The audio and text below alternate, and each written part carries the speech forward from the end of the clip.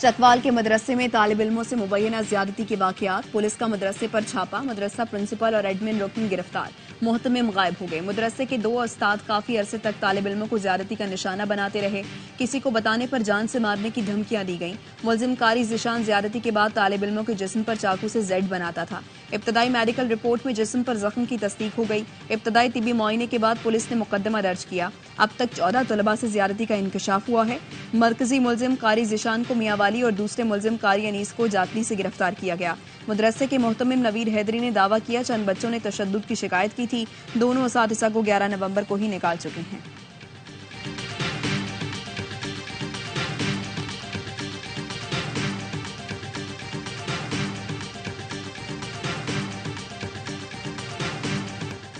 कराची में biomechanical engineer के कत्ल का ड्रॉप सीन, सुहेब निसार का दोस्त आसिम कातिल निकला।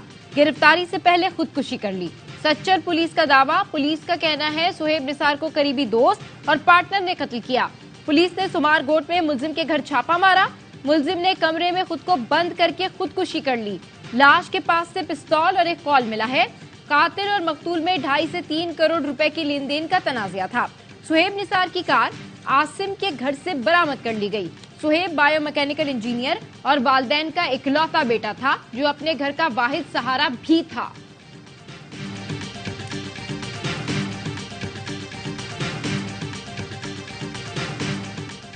बुजुर्ग सियासतदान घर बैठे मस्जिद में बैठकर मुल्क के लिए दुआएं करें, नौजवानों को आगे आने दें। बिलावल भुट्टो का पेशावर में वर्कर्स कन्वेंशन से खिताब, कहा बोले दूसरी या चौथी बार वज़ीर आज़म बनाने के बजाय नौजवानों के लिए रास्ता बनाएं।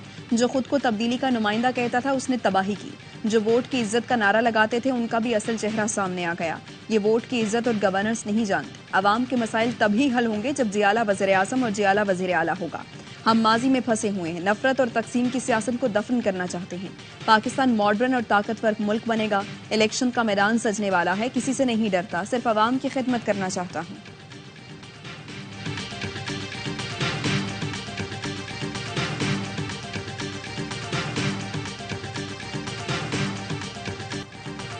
बिलावल को 70 साल के बुजुर्ग से गाइडलाइन नहीं लेनी चाहिए। सुबह निकलते वक्त भी गाइडलाइन लेते हैं, शाम को जाकर सारा हिसाब देते हैं। राना सनाउल्लाह के तंजियावार इंतखाबात में सादा अक्सरियत से हुकूमत बनाने का दावा कर दिया। कहते हैं मुस्लिम लीग नून पंजाब से 120 से 125 नशिस्तों पर कामयाब होगी। हम किसी जमात पर पाबंदी के हक में नहीं। हमारे खिलाफ झूठे मुकदमे खत्म हो रहे हैं तो क्या हम इस वजह से लाडले हो गए? एहसन इकबाल कहते हैं तहरीक इंसाफ और पीपल्स पार्टी ने पनामा साजिश से नवाज शरीफ को इंतखाबी सियासत से बाहर रखा। लेवल प्लेइंग फील्ड छीनी। 2024 में नवाज शरीफ अवाम का लाडला होगा। जरदारी 70 नहीं 67 साल के हैं। नासिर हुसैन शाह का राना सनाउल्लाह को जवाब। दावा किया पीपी सिंध में क्लीन स्वीप करेगी, जनूबी पंजाब से भी नशिस्तें जीतेगी। सवाल यह है, मैं गुफ्तगू करते हुए कहा बिलावल वज़ीर आज़म बने तो चाहेंगे मरियम नवाज काबीना का हिस्सा हो। बिलावल भुट्टो ने वाज़ेह कहा कि नफरत की सियासत अब नहीं होगी। पीटीआई को बल्ले के निशान के साथ इलेक्शन में आना चाहिए। पीटीआई भी इलेक्शन में होगी तो फिर इंतखाबात पर सवाल नहीं उठेगा।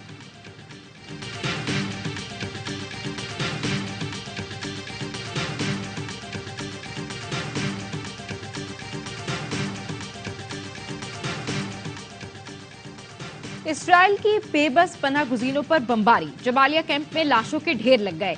एक के बाद एक फिजाई हमला, 80 से ज्यादा फलस्तीनी शहीद। इसराइली तैयारों ने रिहायशी इमारत को निशाना बनाया। एक ही खानदान के 32 अफराद शहीद हो गए जिनमें 19 बच्चे शामिल हैं। जबालिया में स्कूल पर वहशियाना बमबारी की गई जिसमें बच्चों और औरतों समेत 50 से ज्यादा निहत्ते फलस्तीनी शहीद हुए। अक़वाम मुत्तहिदा के ज़ेर इंतजाम अल-फखूरा स्कूल में बेघर खानदानों ने पहला ले रखी थी।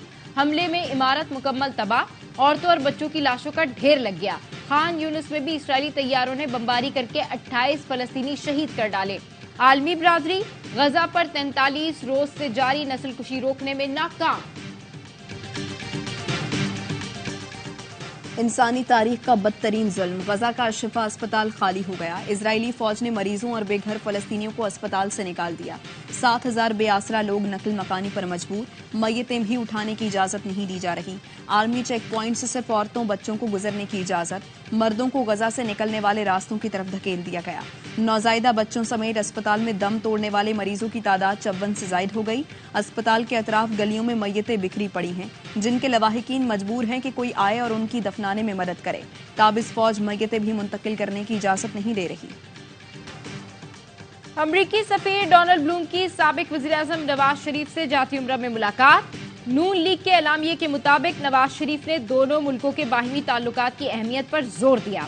नवाज शरीफ की फलस्तीनियों पर इसराइली बमबारी और गजा के मुहासरे की मजम्मत, फलस्तीनियों के लिए फौरी तिब्बी इमदाद की फरहमी का मुतालबा किया। अमरीकी सफीर डोनाल्ड ब्लूम की यूसुफ रजा गिलानी और जहांगीर तरीन से भी मुलाकात।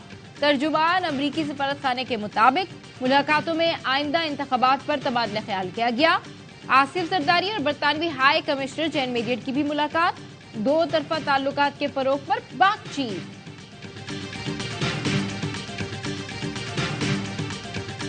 सूबों में गवर्नर सियासी जमातों के हों और निगरान हुकूमत पीडीएम की, तौसी हो तो शफाफ इंतखाबात कैसे हो सकते हैं? अमीर जमात इस्लामी कराची हाफिज नईमुर रहमान कहते हैं, बड़े मियाँ और छोटे मियाँ को अंदाजा ही नहीं कि लोग उनके बारे में क्या सोच रहे हैं। पीपल्स पार्टी, एमक्यूएम और नून लीग दोस्त पार्टियां हैं जो इलेक्शन करीब आने पर एक दूसरे के खिलाफ बयानबाजी करती हैं।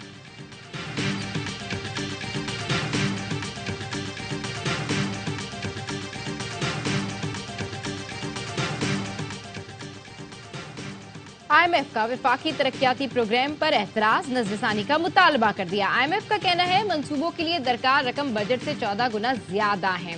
गुज़िश्ता बजट में हुकूमत ने 2.3 खरब के मंसूबे शुरू किए। मंजूरी से कबल टेक्निकल असेसमेंट जरूरी है।